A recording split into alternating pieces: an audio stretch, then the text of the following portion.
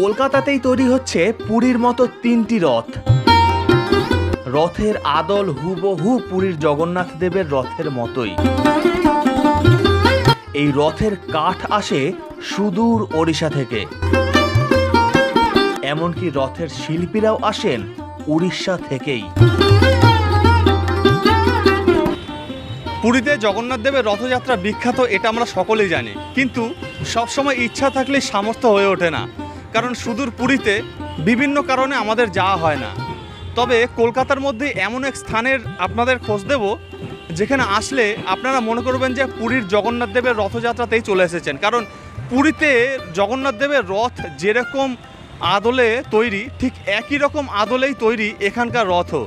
এবং জগন্নাথ, বলরাম এবং সুভদ্রার 3টি রথ দেখলে আপনারা মনে করবেন যে পুরীতেই চলে এসেছেন। কীভাবে এখানে আসবেন, কীরকম রথের প্রস্তুতি চলছে এখানে, সবই ইনফরমেশন থাকবে এই ভিডিওটিতে। সঙ্গে থাকুন, দেখতে থাকুন। আমি সুমন বিশ্বাস এবং আপনারা দেখছেন টুরিস্টোলজি। সড়ক পথে শ্যামবাজার থেকে বিটি রোড হয়ে কামারহাটি পৌরসভা স্টপেজে নেমে পাশেই রয়েছে এই 3টি রথ এবং জগন্নাথ মন্দির। এছাড়া শিয়ালদাহ ব্যারাকপুর লাইনে ট্রেনে উঠে বেলঘুরা স্টেশন নেমে বাস অথবা অটোতে করেও আসা যায় এখানে। বিটি রোড ধরে আপনারা যদি কামারহাটি পৌরসভার সামনে নামেন, তাহলে পাশেই দেখবেন 3টি বড় বড় রথ দাঁড় করানো রয়েছে। ঠিক পুরীর জগন্নাথ দেবের মন্দিরে 3টি রথ যেরকম রয়েছে জগন্নাথ, বলরাম এবং সুভদ্রার, একই রকমভাবে এখানেও 3টি রথ রয়েছে। এবং 3টি রথই দেখুন প্রস্তুতি চলছে পুরোদমে, যেহেতু সামনে চলে আসলো রথযাত্রা। সুন্দরভাবে রং দিয়ে সেজে উঠেছে চাকা থেকে সম্পূর্ণ রথ 3টি, এবং একই রকম প্যাটার্নে পুরীর জগন্নাথ দেবের মন্দিরে যেরকম রথ, একই রকম কিন্তু পরিকাঠামো রয়েছে এই রথ 3টিতেই। এবং রথগুলিকে পাশে রেখে যদি আপনারা সামনে এগিয়ে যান, তাহলেই দেখতে পারবেন লেখা রয়েছে রথতলা শ্রী শ্রী জগন্নাথ মহাপ্রভু মন্দির, এবং দুপাশে 2টি সিংহ রয়েছে। এই গেট থেকে আপনারা সোজা এগিয়ে আসলে দেখতে পারবেন পাশেই একটি বড় প্যান্ডেল করা হয়েছে। রথযাত্রা উপলক্ষে একটা বড় প্যান্ডেল হয়েছে এখানে, এবং পুরোদমে দেখুন কাজ চলছে। মন্দিরের মূল তোরণ থেকে আপনারা প্রবেশ করলে সোজা আসলে দেখতে পাবেন লেখা রয়েছে শ্রী শ্রী জগন্নাথ মহাপ্রভুর মন্দির কার্যালয়। এখানে মন্দিরের অফিসিয়াল যা কাজ এখানেই হয়, এবং অফিসিয়াল কাজ যে অফিসটি রয়েছে, এই অফিসের পাশেই দেখবেন একটা প্যান্ডেল করা হয়েছে, এবং প্যান্ডেলে রথের যাবতীয় কাজ চলছে। ছোটোখাটো কাজ এখনও চলছে। এই ঘোড়া রয়েছে এখানে, যেগুলি রথের সামনে বসে, সেই ঘোড়াগুলিতে রং হচ্ছে।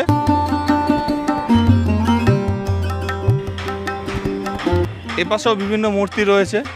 আর এই কাঠের স্ট্রাকচারগুলো দেখেছেন, লাল হলুদ বিভিন্ন রঙে সজ্জিত হয়ে গেছে অলরেডি। এছাড়াও কাজ চলছে। এখানে এক জায়গায় একটা কাঠের তক্তায় আপনারা দেখেছেন বাটালির দিয়ে সুন্দর কারুকার্য চলছে এখন। দাদা, এটা रथ का ऊपर लगेगा। আচ্ছা, এটা রথের উপরে লাগবে। রথের উপরে লাগবে একটা কাঠে দেখছেন বাটালি দিয়ে নকশা তৈরি হচ্ছে। এরকম বিভিন্ন জায়গাতে বিভিন্ন ছোটোখাটো কাজ এখনও চলছে। এই যে সাদা চূড়াগুলো দেখতে পাচ্ছেন, এগুলো রথের পাশে বসবে, চূড়ার আকারে তৈরি হয়েছে। এবং এখান থেকে সোজা এগিয়ে গেলে বাঁ পাশে রয়েছে একটি শিবলিঙ্গ, খুবই সুন্দর লাগছে জায়গাটিকে। এই শিবলিঙ্গ থেকে আর একটু সামনে চলে গেলে এই হচ্ছে শ্রীমন্দির, জগন্নাথ দেবের মূল মন্দির এটি। এখন আপাতত বন্ধ রয়েছে। আপনারা জানেন যে স্নানযাত্রার দিন, স্নানের পর রীতি অনুযায়ী জগন্নাথ দেবের জ্বর আসে এবং তিনি চলে যান শ্রীমন্দিরে। শ্রীমন্দিরে চলে তার শুশ্রূষা, এবং রথের দিন আবার তিনি আসেন। জগন্নাথ, বলরাম এবং সুভদ্রা একসঙ্গে রথে চড়ে যান গুন্ডিচা বাড়ি, অর্থাৎ মাসির বাড়ি। তো এই কদিন বন্ধ থাকবে, রথের দিন আবার কিন্তু মন্দির খুলবে, তখন আপনারা মন্দির দেখতে পাবেন। এখন মন্দিরের মূল দরজা বন্ধ রয়েছে, তাই এখন মূর্তি দেখতে পাবেন না। এই মন্দিরের সামনে দেখবেন 2টি সিংহ রয়েছে, এবং এই মন্দিরের পাশেই একটি অশ্বত্থ গাছ রয়েছে। আর মূল মন্দিরের পাশে একটি গোশালা রয়েছে, গোশালায় বেশ কয়েকটি গাভী রয়েছে। আর শ্রীমন্দিরের মধ্যে আরেকটি মূর্তি রয়েছে, যেটি হচ্ছে খুবই সুন্দর লাগছে। দেখুন মূর্তিটিকে, এটি গরুর মহারাজের একটি মূর্তি সামনে রয়েছে। এইটা হচ্ছে জগন্নাথ দেবের স্নান বেদি। এটা এবছরই তৈরি হয়েছে। এখানে স্নানযাত্রার দিন জগন্নাথ, বলরাম এবং সুভদ্রাকে স্নান করানো হয়। স্নান করানোর পর রীতি অনুযায়ী জগন্নাথ দেবের জ্বর আসে এবং চলে যান তিনি শ্রীমন্দিরে, এবং ওই মন্দিরেই শুশ্রূষা চলে এবং রথযাত্রার আগের দিন পর্যন্ত মন্দিরের দরজা বন্ধ থাকে। তারপর রথযাত্রার দিন পুনরায় তিনি জগন্নাথ, বলরাম এবং সুভদ্রা তিনজনই আবার রথে করে চলে যান মাসির বাড়ি। উল্টো রথের দিন জগন্নাথ দেব পুনরায় মাসির বাড়ি থেকে ফিরে আসেন মূল মন্দিরে। এখানে একটি খুব সুন্দর চিত্র দেখলাম, যেটি চৈতন্য মহাপ্রভু এবং সঙ্গে দেখুন নগর সংকীর্তনরত চৈতন্য মহাপ্রভুর খুবই সুন্দর একটি চিত্র রয়েছে এবং ভক্তিরসে ভরপুর কিন্তু এই চিত্রটিতে। রথের আদল হুবহু পুরীর জগন্নাথ দেবের রথের মতোই।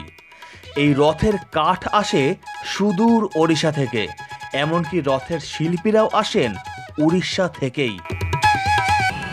কাঠের কাজটা শুরু হয়েছে অক্ষয় তৃতীয়া থেকে, রঙের কাজটা শুরু হলো 20 দিন হয়ে গেল, কমপ্লিট আর 3 দিন মধ্যে হয়ে যাবে।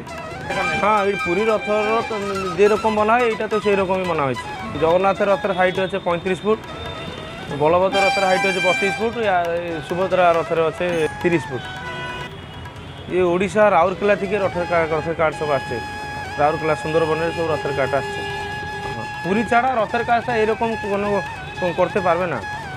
দেখেছেন এখনও কিন্তু বিভিন্ন নকশার কাজ চলছে। এটা এই স্ট্রাকচারটা কোথায় বসবে রথের কোন জায়গাটায় বসবে? এটা উপরে জগন্নাথের পিছনে বসবে। আচ্ছা, জগন্নাথের পিছনে বসবে। দেখেছেন স্ট্রাকচারটা খুবই সুন্দর একটা নকশা তৈরি হয়েছে। এই কাজ এখনো চলছে।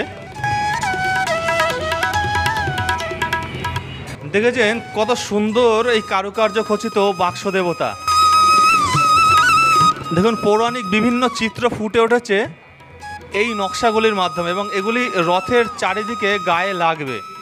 খুবই সুন্দর কারুকার্য। দেখুন সুদূর উড়িষ্যা থেকে এসেছেন কিন্তু মিস্ত্রিরা, এখানে শিল্পীরা সকলেই কিন্তু উড়িষ্যার থেকেই আসেন, এবং দেখুন হাতের কাজ অসাধারণ। আপনারা এখানে আসলে, যারা পুরী তো সবাই যেতে পারে না, কিন্তু আপনারা যদি এই কামারহাটিতে রথযাত্রায় আসেন তাহলে মনে করবেন যে পুরীতেই চলে এসেছেন, কারণ পুরীর থেকেই এইখানে রথের জন্য কাঠ আসে, উড়িষ্যা থেকে এখানে কাঠ আসে রথের জন্য, এবং উড়িষ্যার থেকেই শিল্পীরা আসেন রথ প্রস্তুত করতে।